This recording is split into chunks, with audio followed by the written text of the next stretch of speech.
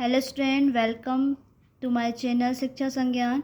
Today we are going to discuss about the drug acting on cardiovascular system. This is unit 7. Okay, so now start. The drug are acting on cardiovascular system are divided into 4 group. Cardiovascular system पे जो drug work करती हैं उनको 4 type से divide किया है. हम अभी देखेंगे कार्डियोवास्कुलर सिस्टम क्या होता है. पहले हम इसको डिस्कस कर लेते हैं. So the first drug is cardiotonic drug, second is anti hypertensive drug, third anti arrhythmic drug and fourth anti anginal drug. ये 3 ड्रग को आपको पढ़ना है, आपके सिलेबस में दी है. सो अब हम देखते हैं कार्डियोवास्कुलर सिस्टम क्या है. So cardiovascular system is made up of first muscular pumping organ जिसको हम बोल रहे हैं heart, and second close system of blood vessels जिसमें हमारे आर्टरीज, वैन एंड कैपिलरीज आ रही हैं. सो कार्डियो मीन्स यहाँ पे हो गया हार्ट, एंड वस्कुलर मीन्स हो गया यहाँ पे सर्कुलेटरी सिस्टम जिसमें आर्टरीज, वैन एंड कैपिलरी है. सो हम इस सिस्टम को बोलते हैं सर्कुलेटरी सिस्टम. ओके, सो हम इसका वर्क देखते हैं. Allow the blood to circulate and transport oxygen, carbon dioxide, hormone and blood cells along with nutrients such as amino acid and electrolyte. This is circulatory system. So this circulate the oxygen, carbon dioxide, hormone and nutrient such as amino acid and electrolyte.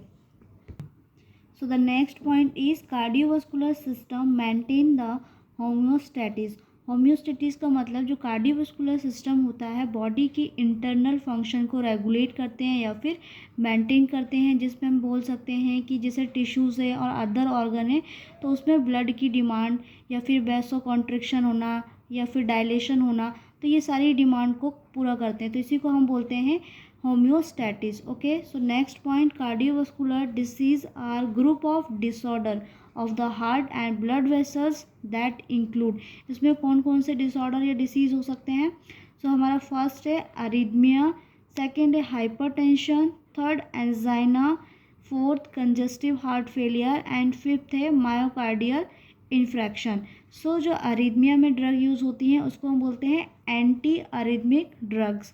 Hypertension में जो drugs use होती हैं उनको हम बोलते हैं anti hypertensive drug, and angina में जो ड्रग होती हैं उसको हम बोलते हैं anti anginal drug. Okay, so the first drug is anti arrhythmic drug. So anti arrhythmic का मतलब हम लोग समझ लेते हैं. जैसे यहाँ पे है, इसके नाम में है अरिथमिक, ठीक है. तो यहाँ पे हम देखते हैं रिदम. कोई भी जैसे हम किसी सॉन्ग किसी चीज़ की बात कर लेते हैं, एक रिदम में चलना, ठीक है. जब हार्ट रेट हमारी प्रॉपर वर्क नहीं करती है या फिर एक रिदम में काम नहीं करती है, जैसे हम बोलते हैं हार्ट का जो होता है लव डव, इस तरीके का रिदम होता है. जैसे यहाँ पे दिया हुआ है नॉर्मल हार्ट रिदम.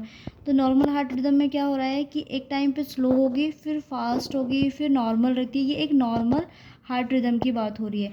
यहाँ पे हम देखते हैं इर्रेगुलर हार्ट रिदम क्या होता है, कभी बढ़ना, सडनली बढ़ जाना, फिर सडनली कम हो जाना, सडनली बढ़ना. तो ये क्या हो गया हमारा इर्रेगुलर हार्ट रिदम. सो जो इर्रेगुलर हार्ट रिदम है ये क्यों हो रहा है, यहाँ पे इलेक्ट्रिकल जो इम्पल्स है वो प्रॉपर काम नहीं कर रहे हैं, इसी वजह से जो उसका रिदम है वो क्या हो गया, इरेगुलर हो गया. सो यहाँ पे यहाँ पे हम देखते हैं हार्ट जो होते हैं कैन बीट टू फास्ट होता है एंड टू स्लोली होता है. जब हार्ट रेट टू फास्ट हो, बहुत ज़्यादा हो, ठीक है, तो उसको हम बोलते हैं टैकीकार्डिया. जब हार्ट रेट बहुत स्लो हो तो उसको हम बोलते हैं ब्रैडीकार्डिया. सो ये दोनों टर्म आपको पता होना चाहिए. टैकीकार्डिया का मतलब increase the heart rate and to bradycardia का मतलब होता है decrease the heart rate. So जब रिदम हमारा इरेगुलर हो, टू फास्ट हो और टू स्लोली हो, तो उस टाइम पे क्या होता है, अरिथमिया कॉज होता है. सो अब अरिथमिया को ट्रीट करने के लिए हम जो ड्रग यूज़ करते हैं उसको हम बोलते हैं एंटी अरिथमिक ड्रग. सो अब हम इसके टाइप्स देख लेते हैं. अरिथमिया के कितने टाइप्स हैं. Tachycardia, bradycardia, atrial fibrillation, atria और auricular flutter, ventricular flutter and extra systole. आपको बस नाम इसके याद करना है तो आप कर सकते हैं. ये नाम आपको पता होना चाहिए, जिसमें से हमने 2 डिस्कस कर लिए हैं, टैकीकार्डिया एंड ब्रैडीकार्डिया. इसके बाद हम इसके कॉजेज़ देखते हैं, कॉजेज़ ऑफ अरिथमिया. अब यहाँ पे हम इसके कॉज देखते हैं. सो यहाँ पे पहला कॉज है heart attack, coronary artery disease, high BP, diabetes and hyperthyroidism. ये कुछ डिसीजेस है, तो इनकी वजह से क्या हो सकता है, अरिथमिया कॉज हो सकता है। एंड कुछ अदर फैक्टर की बात कर लेते हैं हम यहाँ पे, smoking, drinking alcohol and caffeine, drug abuse, stress और एंजाइटी, जेनेटिक्स भी हो सकते हैं, and certain medication and supplement, ये भी अरिथमिया कॉज कर सकते हैं।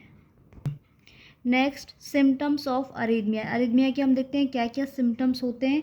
सो द फर्स्ट, फटीग और weakness, dizziness, third fainting, fourth rapid heart beat का वही तेज़ होना, इसके बाद shortness of breath, 6 chest pain, and 7 anxiety. So these are the symptoms of arrhythmia.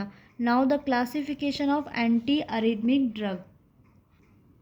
So the classification हम देखते हैं इसका। क्लासिफिकेशन में इसको 4 क्लास में डिवाइड किया गया। फर्स्ट क्लास है आपकी सोडियम चैनल ब्लॉकर, जिसमें आपकी आती है quinine sulphate, procainamide, hydrochloride, lidocaine hydrochloride, phenytoin sodium and lorcainide hydrochloride. So ये हमारी हो गई क्लास फर्स्ट। क्लास फर्स्ट में sodium channel blocker. Class second की बात करते हैं, जिसमें हमारे आते हैं बीटा ब्लॉकर। बीटा ब्लॉकर में जो ड्रग्स होती हैं, प्रोपेनोलॉल, एस्मोलॉल एंड एसिब्यूटेलॉल, ये ड्रग्स आपकी बीटा ब्लॉकर की हैं। फिर हम क्लास थर्ड की बात करते हैं। क्लास थर्ड में आते हैं potassium channel blocker. Potassium channel blocker में सोटालॉल, एम्यूडेरोन एंड ब्रिटाइलियम। सो 3 ड्रग हैं जो पोटेशियम चैनल में है। इसके हम बात करते हैं calcium channel blocker. Class 4 calcium channel blocker, जिसमें बेरापामिल और डिल्टियाजेम है। सो आपको जितनी ड्रग्स पढ़नी है आपके सिलेबस में है, उसमें मैंने टिक किया हुआ है quinine sulphate, procainamide, lidocaine hydrochloride, phenytoin sodium, lorcainide hydrochloride, sotalol, amiodarone and verapamil. एक ड्रग है जिसका आपको स्ट्रक्चर पढ़ना है, फेनिटोइन सोडियम। ये इंपॉर्टेंट ड्रग भी है एग्जाम पॉइंट ऑफ व्यू से, और आपको इसका स्ट्रक्चर भी पढ़ना है। Okay, thanks for watching.